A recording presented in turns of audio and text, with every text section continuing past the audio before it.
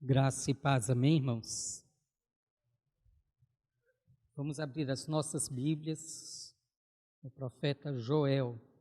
Joel, capítulo 2, a partir do versículo 28. E há de ser que, depois derramarei o meu espírito sobre toda a carne, os vossos filhos e as vossas filhas profetizarão, os vossos velhos terão sonhos, os vossos jovens terão visões.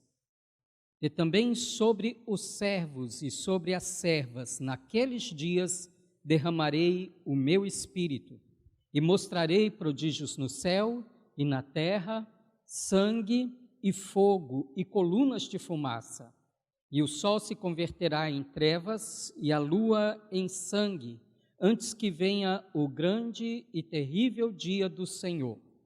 E há de ser que todo aquele que invocar o nome do Senhor será salvo, porque no monte Sião e em Jerusalém haverá livramento, assim como disse o Senhor, e entre os sobreviventes, aqueles que o Senhor chamar. Amém?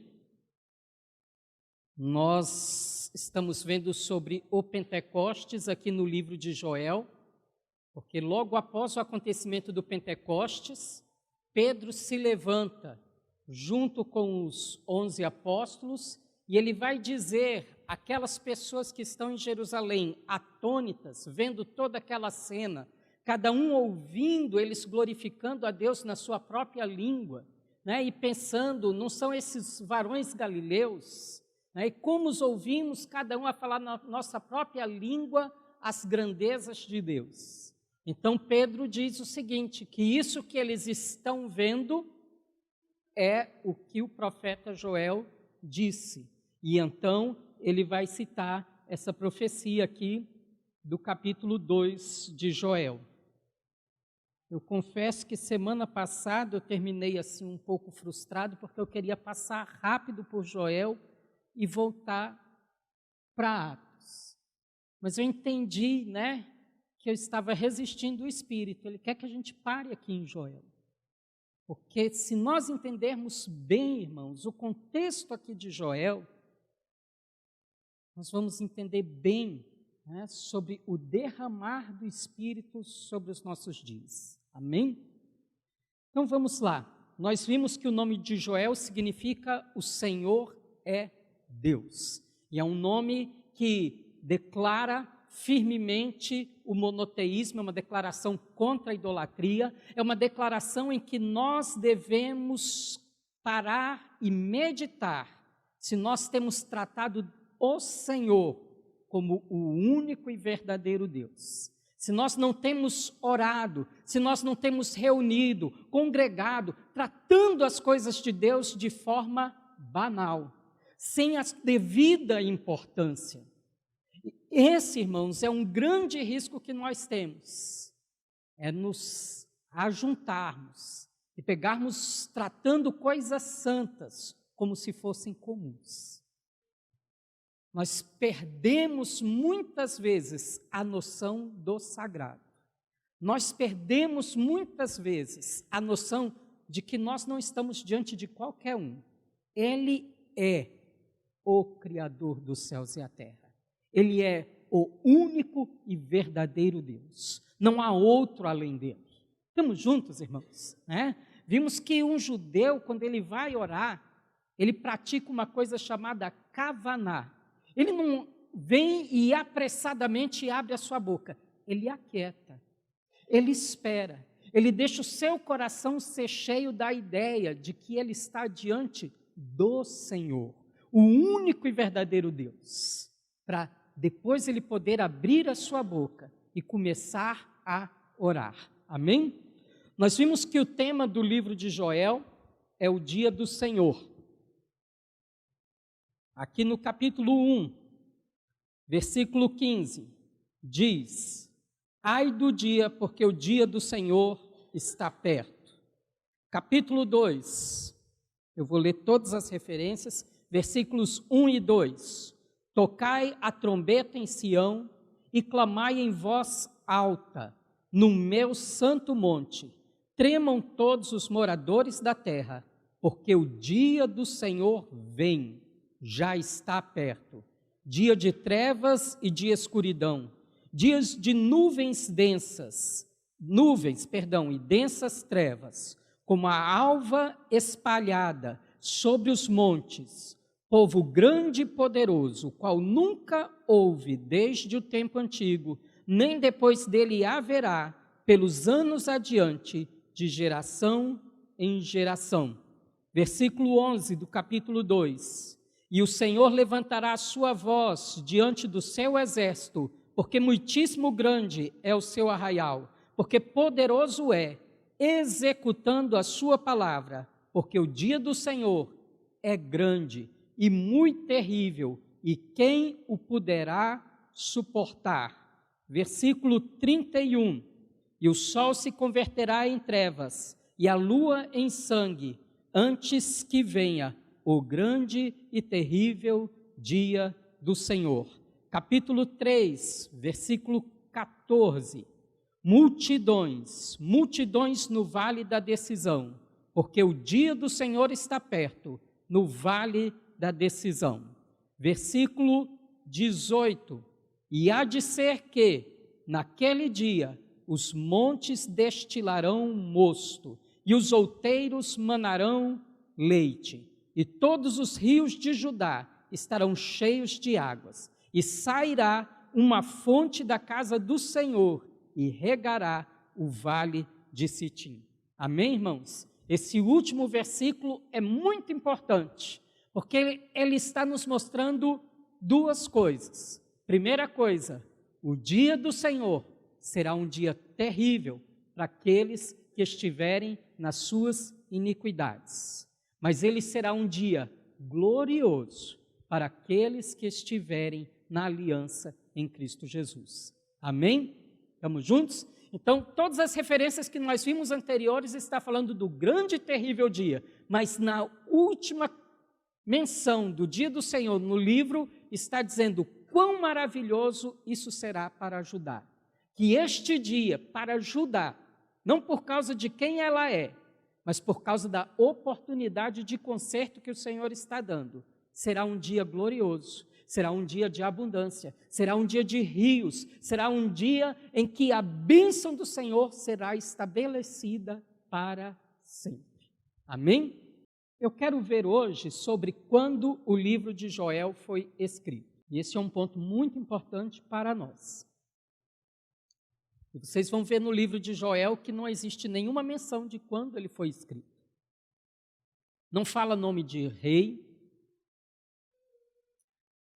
Ele chama o arrependimento, mas ele não menciona nenhum pecado. Isso é muito interessante, né?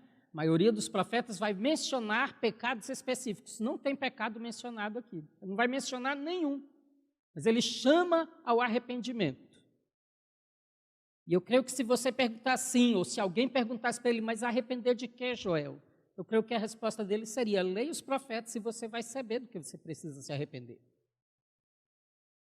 Estamos juntos, irmãos? Ele, na introdução, né, ele não simplesmente menciona o nome de nenhum rei, como não se menciona rei nenhum no livro inteiro. Né? Você vê que até no chamado ao arrependimento que nós vimos na semana passada, ele chama os anciãos, ele chama as crianças, até as que mamam, ele chama os noivos, os recém-casados, né? E ele chama os sacerdotes e os ministros do Senhor. Não tem menção de rei. Estamos juntos?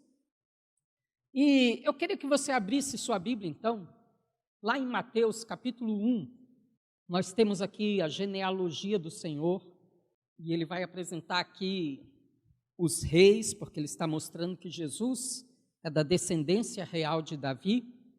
Vamos ler especificamente o versículo 8.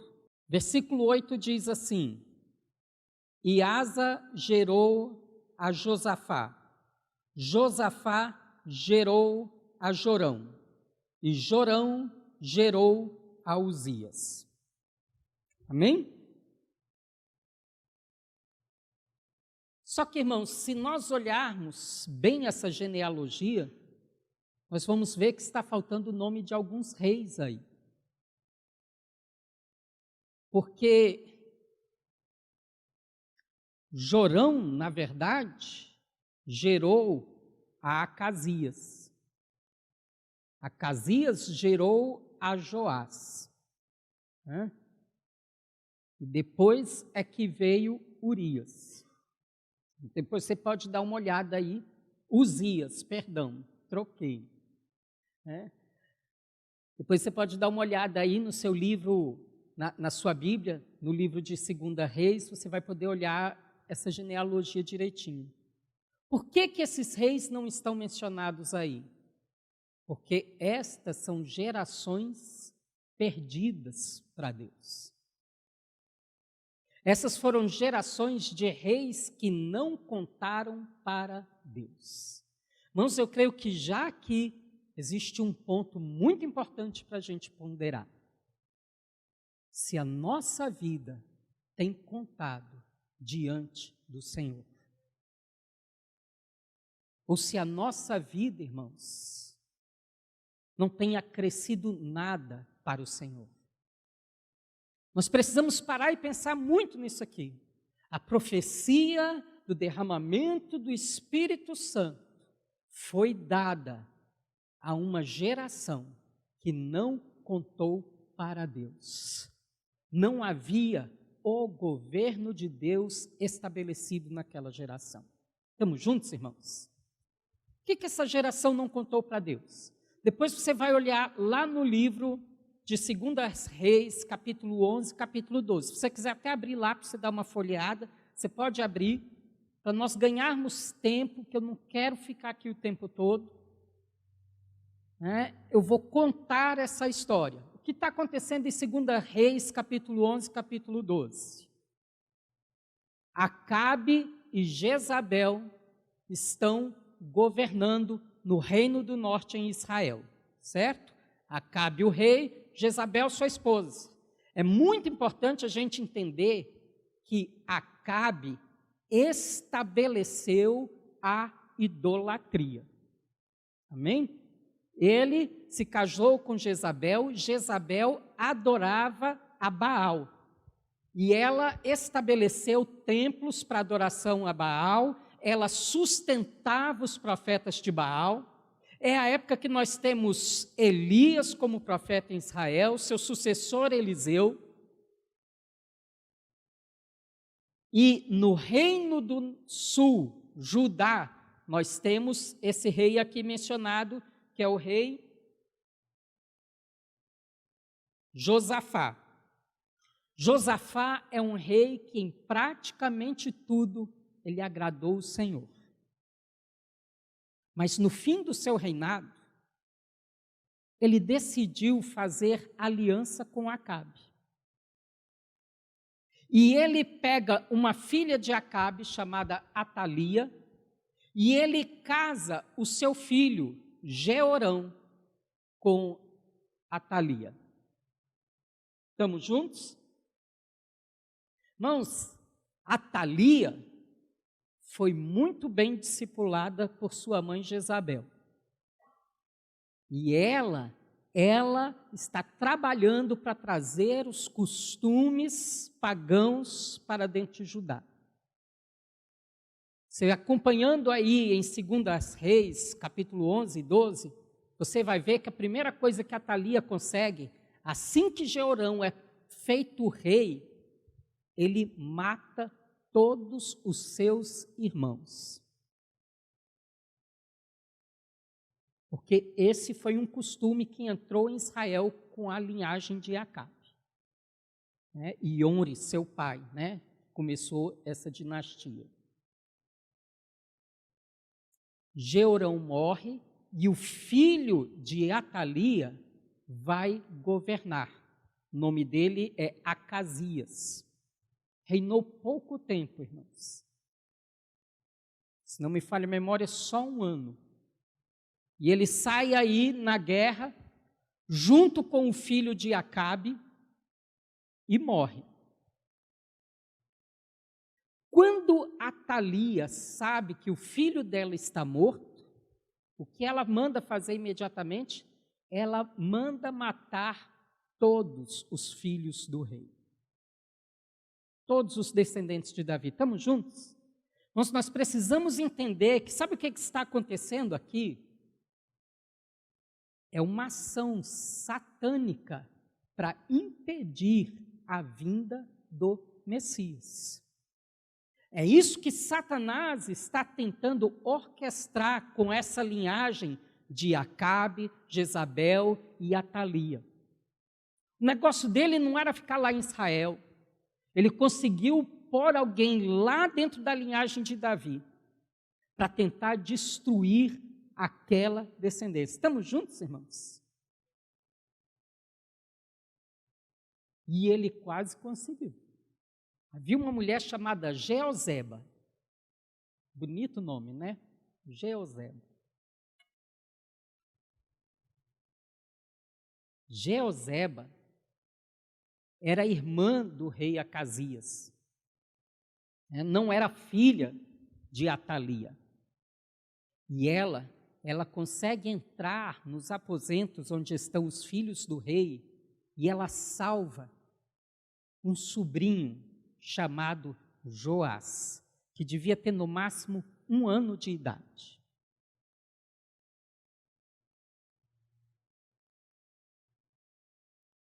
Eu acho que é outra coisa que a gente precisa meditar, sabe, irmãos? Irmãos, me impressiona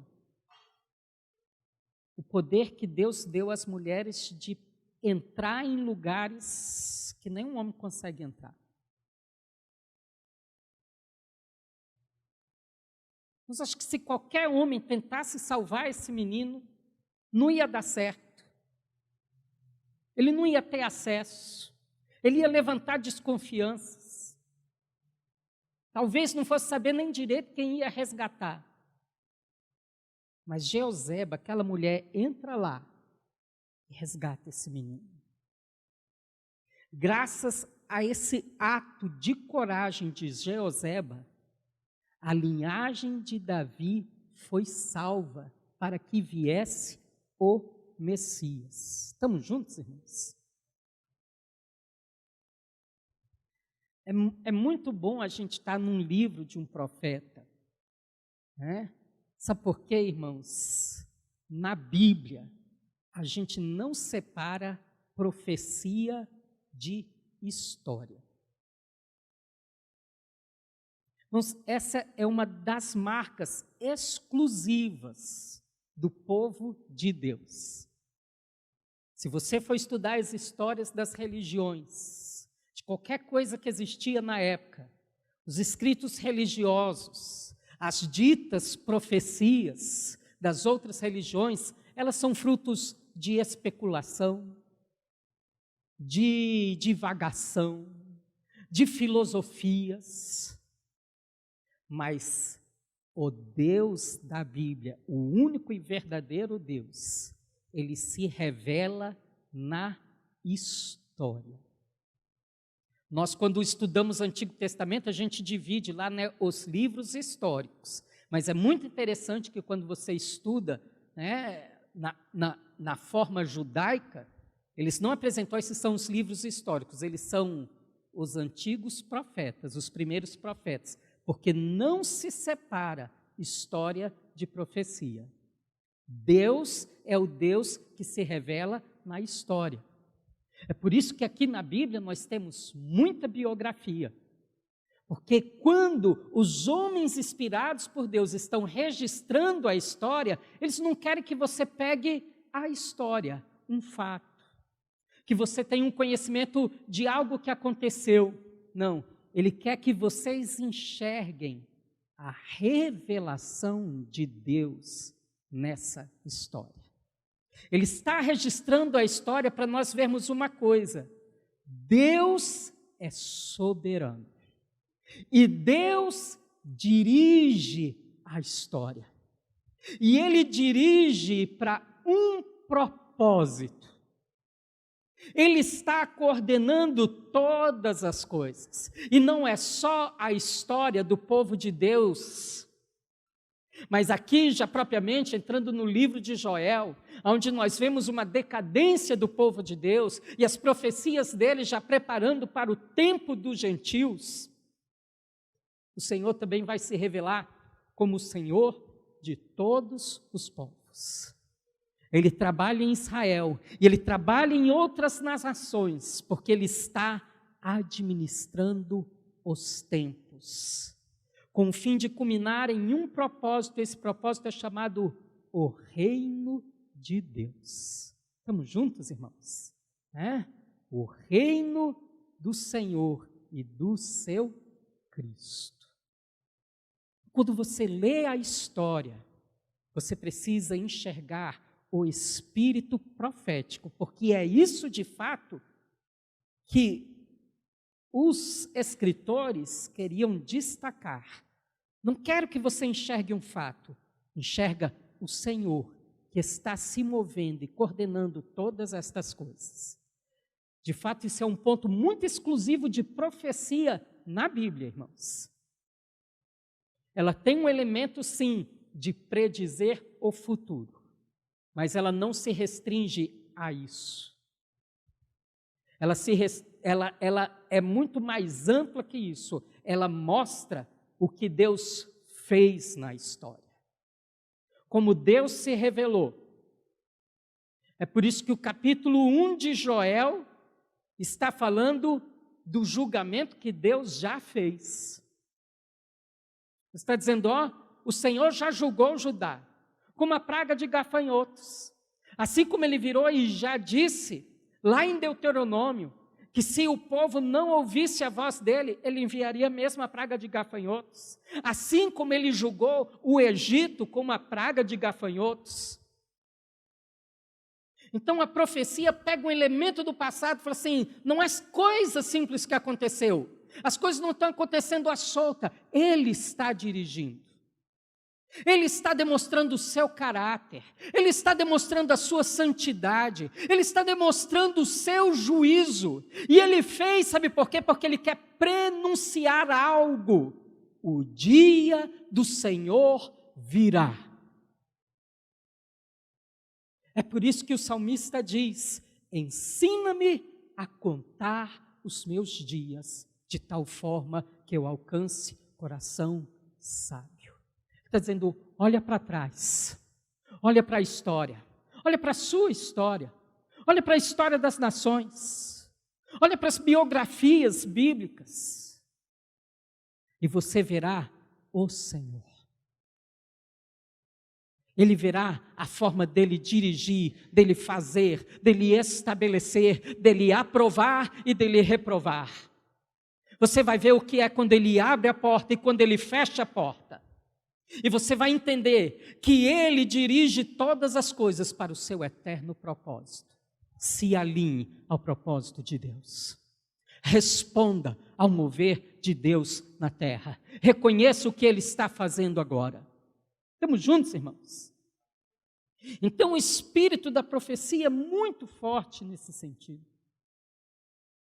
Então ele quer que você enxergue nessa história e que você não ignore que nós temos um inimigo. Um inimigo que não quer ver o Senhor glorificado. Um inimigo que está trabalhando contra o propósito de Deus nessa terra. Mas se ele encontrar um só que é zeloso pela palavra dele, um só que confia nele, irmãos, uma mulher, e ele pega essa brava mulher, que movida pelo Espírito Santo de Deus, resgata aquela vida.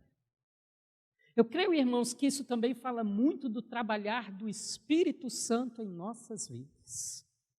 Ele é o nosso tutor. Ele está nos ensinando a sermos filhos de Deus.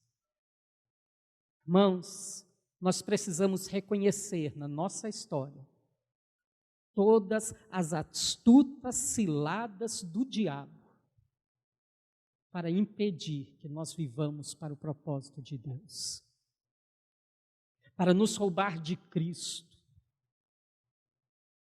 para que nós fiquemos como aquele povo vagueando no deserto e vivamos uma vida cristã reprovada. Irmãos, não é uma ação desordenada. Quando você lê essa história de Jezabel, de Atalia, e você vê toda a fúria com que eles agem, toda a astúcia, toda a manipulação, toda a idolatria, irmãos, nós entendemos melhor todo o esquema de como Satanás e as suas legiões estão organizadas para nos destruir, para nos matar, para nos roubar da vida abundante de Cristo. Estamos juntos? Lembram lá em Marcos, quando Jesus atravessa lá o mar, chega em Gadara e aparece aquele endemoniado, e ele pergunta qual o seu nome, e ele diz: meu nome é Legião, porque nós somos muitos. Irmãos, a palavra ali não é meu nome é multidão, porque nós somos muitos, é legião. Sabe por quê, irmãos? Porque legião não é só uma multidão, legião é um exército muito bem organizado. Irmãos, as legiões romanas, elas eram formadas do pior tipo de pessoa que pudesse existir. Pessoas, às vezes, que tinham perdido tudo, e que elas viam com todo aquele ódio, com toda a sua destruição moral, com um único objetivo: ganhar dinheiro como soldado para resolver a sua vida. E eles eram capazes das piores maldades do mundo. Essa palavra legião está dizendo de uma organização extremamente maligna, disposta a tudo para destruir. Estamos juntos, irmãos? É isso que essa história quer nos mostrar e deixar claro. Mas você precisa saber que o Espírito Santo cuida de você. Assim como aquela criança de 1 ano não tinha a menor noção do mal que estava por vir, assim o Espírito Santo de Deus nos guarda. Eu creio que todos nós temos um cuidado com os nossos filhos. Tem notícia que eu não quero que eles vejam, tem perigo que eu não quero que eles percebam. Mas eu creio que tem coisas para as quais o Espírito Santo cobre os nossos olhos, para nos preservar, para nos guardar para o propósito. Jeoseba era esposa do sumo sacerdote, Jeoaida. Bonito o nome do casal, não é? Jeoaida e Jeoseba. Há um ditado, né? Se pergunta assim: você é uma Atalia ou uma Jeoseba? Porque temos o poder de ser os dois. Estamos juntos? Jeoaida, o sumo sacerdote, guarda Joás ali no templo por 6 anos.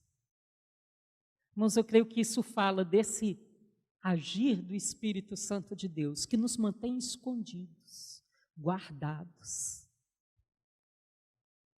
Sabe o que Ele está fazendo enquanto nós estamos escondidos? Ele está nos instruindo.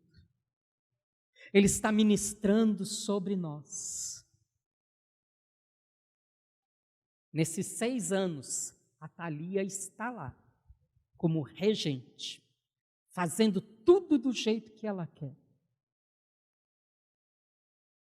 É bem provável que seja exatamente neste momento em que o profeta Joel esteja escrevendo essa profecia. Por isso nós não temos nenhum rei mencionado aqui. Ele está em um período em que o rei não conta. É por isso que o sacerdote é mencionado aqui de forma tão enfática, porque são os sacerdotes de fato que estão guardando o reino. Nós temos essa linha muito forte, não é, irmãos? Reino e sacerdote. Às vezes a gente separa muitas duas coisas, mas esse é um momento que o reino e o sacerdócio estão juntos, em que foi o sacerdócio que guardou o reino. Quando Joás fez 7 anos, Joaida junta com os guardas, conversa com eles, forma todo um esquema de segurança e coroa Joás aos 7 anos de idade. Ai, irmãos, que coisa mais gloriosa. Porque nós sabemos que quando o Senhor vier, nós reinaremos com Ele na glória. Rei dos reis, não é isso? Mas, irmãos, nós começamos a aprender a reinar aqui e agora. Não é mágica, é edificação. Não é um piscar de olhos, né?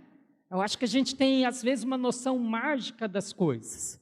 Que nós não vamos ser nada aqui e, de repente, nós vamos chegar lá na glória e tudo que a gente não edificou aqui, nós seremos lá. Não.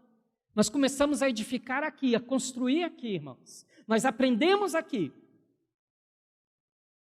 Porque da forma em que nós formos edificados aqui, é que nós seremos vencedores. Estamos juntos? É conforme nós respondermos a nossa responsabilidade aqui, irmãos, é que nós vamos poder reinar com Ele em glória. O que o Espírito Santo está fazendo nesse tempo de turbulência no mundo, nesse tempo em que Satanás e os seus demônios estão agindo, estão nos governos, o mundo jaz no maligno, Ele está nos guardando, mas Ele não nos mantém apenas escondido, Ele já nos coroou. O que o Senhor Jesus disse no fim do Evangelho de Mateus: toda autoridade me foi dada nos céus e na terra. Eis que estou convosco todos os dias. Estamos juntos, irmãos? Ele está dizendo que nós podemos usufruir da autoridade dele e começarmos a governar agora na terra. A trazer o reino agora. Qual que é o primeiro pedido, né, da oração do Pai Nosso? Santificado seja o teu nome. Amor pelo nome do Senhor. Venha o teu reino. Seja feita a tua vontade, aqui na terra, como ela é feita no céu. Mas pode uma criança de 7 anos reinar sozinha? Você entregaria o reino? Você acha isso sábio? Entrega o reino para uma criança de 7 anos e fala assim: decide aí, o que nós vamos fazer? Vai dar certo isso, irmãos? Não vai. Então, Joaida, o sumo sacerdote, fica de tutor do rei Joás. E enquanto Joaida viveu, o reino de Joás prosperou. Enquanto Joaida foi o tutor dele, foi o conselheiro dele, o reino cresceu. Mas, irmãos, foi só Joaida morrer. Joás perdeu o foco, pisou na bola, abriu lugar para a idolatria e terminou muito mal. Eu creio, irmãos, que isso é um ensino para nós sobre a nossa dependência do Espírito Santo de Deus. Sem mim, nada podeis fazer. O que Paulo diz em 2 Coríntios, capítulo 3, falando do ministério do Espírito. Não que sejamos por nós mesmos capazes de pensar alguma coisa. Irmãos, eu tremo muito quando eu leio esse versículo, porque eu falo assim: Senhor, às vezes eu acho que eu não sou capaz de fazer, mas não ser capaz nem de pensar alguma coisa. Irmãos, Paulo chegou num lugar profundo em Deus, de entender a sua plena dependência do Espírito Santo de Deus. Ele não queria nenhuma boa ideia dele mesmo na obra. Ele queria ter certeza que até o que ele pensava estava sujeito ao Espírito Santo de Deus. É por isso que ali no capítulo 5, de 2 aos Coríntios, ele vai dizer que nós devemos levar todo pensamento cativo cativo a Cristo Jesus. Estamos juntos, irmãos? Colocar a nossa mente conquistada debaixo da obediência de Cristo. Sabe, irmãos, a promessa do Espírito Santo é para momentos de caos, é para momentos de guerra, é para momentos de luta. E eu creio que, se você está desperto, se você não está, como diz lá no capítulo 1 de Joel, dizendo: despertai, bêbados. Se você está consciente, irmãos, você sabe que nós estamos debaixo de uma grande guerra. Eu creio que nunca vivemos um tempo de tanta opressão demoníaca. Só existe uma forma de nós sermos guardados e prosperarmos no propósito do reino, irmãos. É nós deixarmos o Espírito Santo nos guiar. É nós nos entregarmos a Ele como crianças. Deixar Ele nos ensinar, nos revelar Cristo, edificar o Senhor em nós, agir em nós. E não ousarmos ter uma vida de independência dEle. Mas temos uma vida submissa, de plena dependência do Senhor. De dizer: eu não quero fazer nada de mim mesmo. Reina, Senhor. Reina através de mim. Eu sou apenas um canal através do qual o Senhor vai fluir. Estamos juntos, irmãos? Porque desta forma, o reino de Deus, de fato, irá prosperar. Então nós vimos que no capítulo 1, ele mostra um julgamento que já aconteceu. Abre lá o seu capítulo 1 de Joel. Versículo 2, ele diz assim: ouvi isto, vós anciãos, e escutai todos os moradores da terra. Porventura isto aconteceu em vossos dias ou no dia dos vossos pais? Então ele está falando de algo que já aconteceu.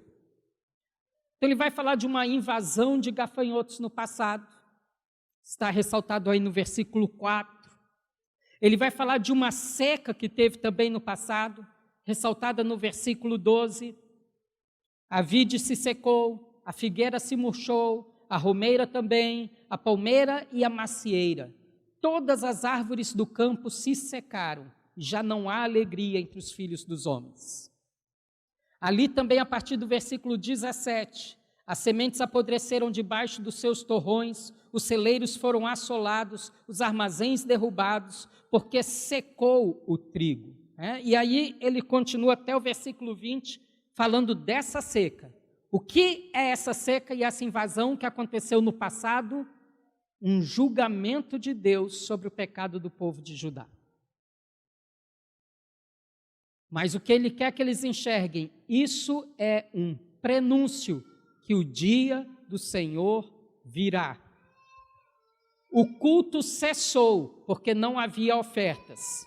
Nós vamos ver isso no versículo 9, versículo 13 e versículo 16.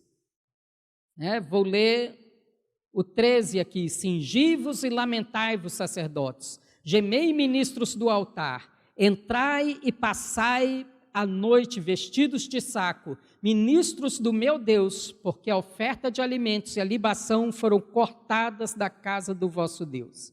Então aqui no versículo 13 e 14, nós temos esse chamado ao arrependimento. Então nós temos o capítulo 2. Irmãos, do ponto de vista literário, o livro de Joel é um dos livros mais refinados do Antigo Testamento. É uma poesia linda, ele é escrito em forma de poesia, e o capítulo 1 e o capítulo 2 são um paralelo. Enquanto o capítulo 1, o tema dele é: o Senhor julgou e o dia do Senhor virá, o capítulo 2 é: o Senhor vai julgar de novo. Existe um julgamento chegando. Existe uma invasão chegando. E é muito bonita a forma como ele trabalha, porque ele pega essa invasão literal de gafanhotos no capítulo 1 e ele começa a comparar isso com povos e nações que virão e assolarão o povo de Israel. Então é uma invasão profética, e ela está profetizada aqui no capítulo 2, do versículo 1 ao 11. Nós vamos ver aqui alguns pontos que mostram agora ele trabalhando os gafanhotos como um símbolo dos gentios que virão. No próprio versículo 2 que nós vimos, ele começa a dizer que um povo grande e poderoso, é uma alusão à nuvem de gafanhotos, mas aqui é chamado de povo, porque está falando de nação. Versículo 4, a sua aparência é como de cavalos e como cavaleiros, assim correm. Essa é uma forma que o Oriente compara muito o gafanhoto, eles dizem que eles têm cara de cavalo, dentes de cavalo, mas aqui ele está deixando claro que eles são uma representação de guerreiros vindo nos seus cavalos. Versículo 11, ele vai dizer assim: o Senhor levantará a sua voz diante do céu, exército. Então agora ele está chamando a nuvem de gafanhotos de exército, é poderoso e executando a sua palavra.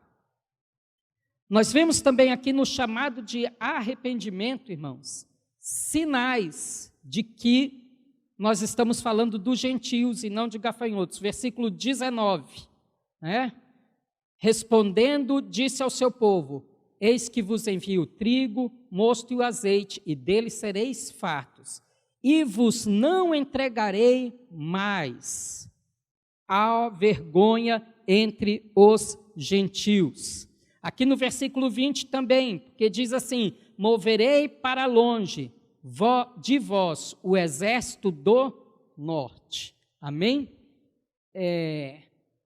Fontes, dos estudiosos dizem que nuvens de gafanhoto nunca vêm pelo norte para aquela região, mas nós sabemos que o inimigo do norte é uma expressão escatológica, profética, dos inimigos do povo de Deus, de onde veio a Síria,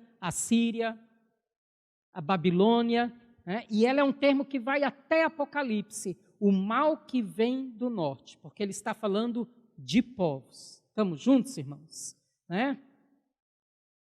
Versículos 12 a 17, nós temos o chamado ao arrependimento. E do versículo 18 até o 32 é a cereja do bolo desse livro. Porque um livro que está falando de coisas tão terríveis, de juízo, de repente ele nos dá uma luz maravilhosa. Há esperança no futuro. Há livramento.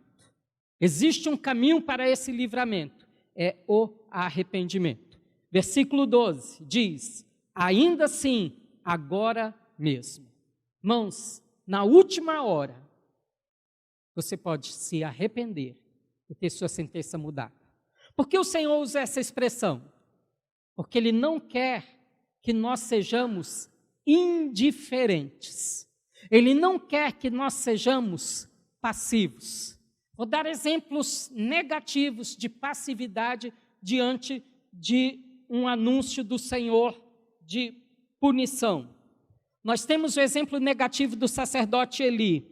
Está lá em 1 Samuel, capítulo 3, versículo 18.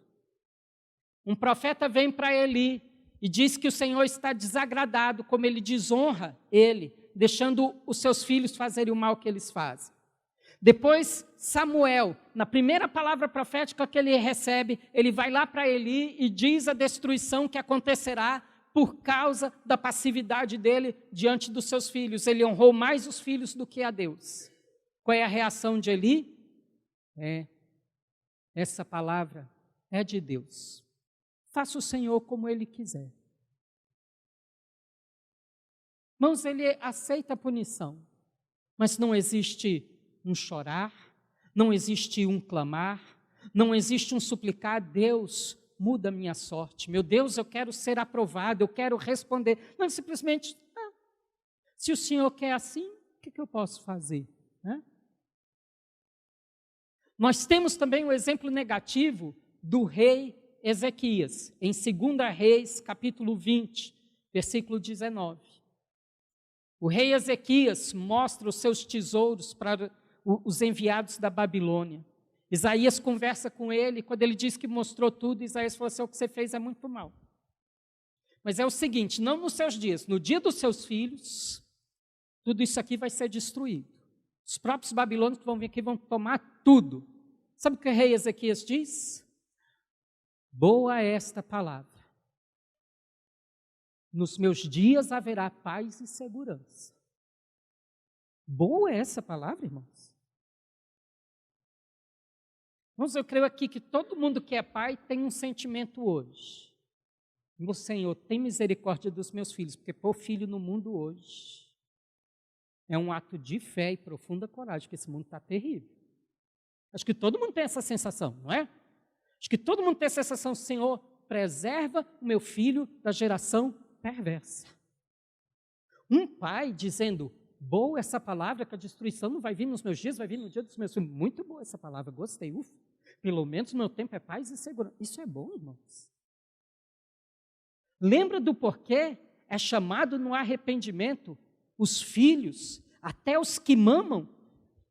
Porque é para você olhar para eles e saber, sabe quem vai colher a consequência desse pecado se não houver arrependimento? São eles. Eu quero garantir o caminho do Senhor na próxima geração. Eu quero encontrar cada Joás que o Senhor tem na próxima geração e guardá-lo dessa geração perversa. Estamos juntos, irmãos? Exemplos negativos de pessoas que ouviram o Senhor pronunciar o juízo e não se arrependeram. Nós temos exemplos positivos. Os próprios ninivitas, irmãos. Jonas dá aquela palavra terrível, que se eles não se arrependerem, em 40 dias o Senhor viria e destruiria aquela terra. Jonas até sentou na beira do morro para ver, sei lá, se ele queria ver o fogo cair, o chão abrir, ele queria ver o povo morrer. Mas o povo se arrependeu. E o Senhor não derramou o juízo sobre aquele povo. Nós vemos o ladrão da cruz. Lá no seu momento derradeiro, irmãos, ele reconhece o Senhor e tem a sua eternidade mudada. Ainda assim, agora mesmo, nós temos Davi, que se arrepende do seu pecado, nós temos Pedro, nós temos Paulo, irmãos, tantos exemplos que nós podemos dizer que tiveram a sua história mudada por causa do arrependimento. Eu queria que você abrisse a sua Bíblia lá em Ezequiel, capítulo 33. Outro profeta que tanto nos ensina sobre o derramar do Espírito. Ezequiel, capítulo 33. Vamos ler o versículo 11. Esse capítulo 33 está falando do ofício do profeta. Ele está dizendo que se o Senhor der uma palavra, por mais dura que ela seja, o profeta deve entregar. Porque se ele não entregar essa palavra, irmãos, o sangue daquela pessoa que morrer sem ter ouvido a palavra do Senhor, porque o profeta se negou a falar, recairá sobre ele, será cobrado dele. Amém? Eu espero que esse texto nos ajude a entender que nós fazemos da parte desse povo sobre quem o Espírito foi derramado. E o filho e a filha profetizarão. E o servo e a serva profetizarão. Irmãos, o Espírito da profecia está sobre nós. E eu preciso falar isso antes de entrar nesse versículo. Eu espero que o sangue dessa geração não seja cobrado de nós por causa do nosso silêncio. Nós precisamos nos posicionar e abrir a nossa boca. Quer ouçam, quer deixem de ouvir. Porque se ele morrer no seu pecado, ele receberá sua punição. Mas esse sangue não será cobrado de nós. Estamos juntos? Né? Que as suas mãos possam ser levantadas a Deus sem o sangue de ninguém. Amém? Versículo 11. Então ele vai dizer assim: diz-lhes, vivo eu, diz o Senhor Deus, que não tenho prazer na morte do ímpio, mas tenho prazer em que o ímpio se converta do seu caminho e viva. Convertei-vos dos vossos maus caminhos, pois por que razão morrereis, ó casa de Israel? Vamos ler o versículo 18 e 19, que fica bem claro do que ele está falando aqui. Desviando-se o justo da sua justiça e praticando a iniquidade, morrerá nela. E convertendo-se o ímpio da sua impiedade e praticando juízo e justiça, ele viverá por eles. Amém? O que ele está dizendo aqui, irmãos? Se o Senhor entrega uma palavra de condenação para alguém, de punição, olha, você está aí andando na impiedade, vou derramar esse julgamento sobre sua vida. Não, se ele se arrepender, se converter dos seus maus caminhos, o que ele está deixando claro nesse texto é que ele suspenderá o juízo, porque houve conversão. Da mesma forma, ele diz assim: o justo que confiar na sua justiça passada e começar a caminhar na iniquidade, porque ele pensa assim: eu já fiz a justiça, nenhum mal vai me suceder. Diz assim: não. Ele vai ser pego na sua iniquidade e vai morrer nela. Porque as coisas de Deus são dinâmicas. Essa é uma marca do Espírito. Ele é dinâmico, irmãos.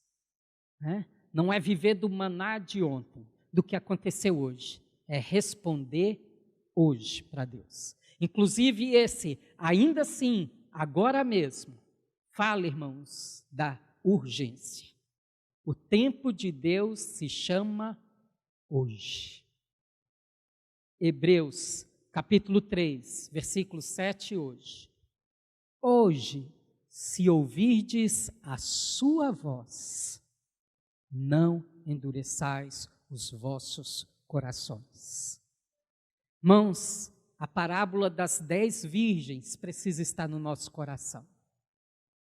Nós precisamos comprar azeite. Enquanto há tempo, buscai ao Senhor enquanto se pode achar. Porque, irmãos, vai chegar o dia em que, se sua lâmpada não estiver cheia, será tarde demais. Estamos juntos, irmãos? O tempo de responder a Deus é agora. Nós não podemos procrastinar como o faraó procrastinou lá no capítulo 8 de Êxodo, reclamando das rãs. Moisés vai até ele e ele diz: tira isso daqui, eu não aguento mais. Moisés pergunta: você quer que a gente ore quando para remover a praga? Amanhã. Tem gente que é assim. Tudo dele é amanhã. Amanhã pode ser tarde demais. Estamos juntos? O tempo de Deus é agora. Feche os seus olhos. O tempo de ser cheio do Espírito é agora. O tempo de buscar o Senhor é agora. O tempo de se arrepender é agora.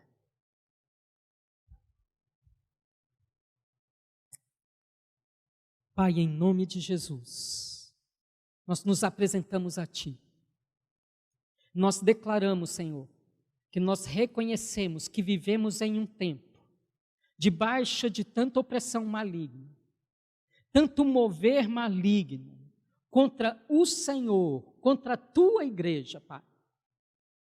Que os nossos olhos são curtos e o nosso entendimento é pequeno para termos noção de todo o ataque satânico que nos cerca. Mas, Pai, nós confiamos no Teu Espírito que o Senhor enviou nessa terra. Nós não estamos órfãos, nós não estamos largados à nossa própria sorte.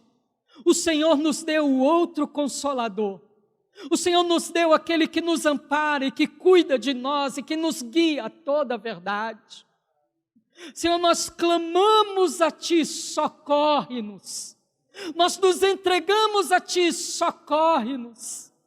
Senhor, eu preciso confessar essa noite que existem áreas da minha vida, da nossa vida como igreja, como congregação, que não estão fluindo, que estão aprisionadas, que estão debaixo, Senhor, de um governo que não procede de Ti, que estão aprisionados debaixo de um esquema de supressão. Mas nós nos entregamos e clamamos que o Senhor se levante pelo Teu Espírito nessa terra, no meio da Tua congregação, e flua os Teus rios, e liberte essas áreas, e glorifique o Senhor em todas as áreas da nossa vida. Glorifica-nos no Senhor, Senhor, glorifica o Senhor em nós como congregação. Glorifica o Senhor em nós na transformação, na manifestação dos Teus dons, no brotar do Teu fruto em nós, Senhor. Move a Tua graça, em nome de Jesus. Amém.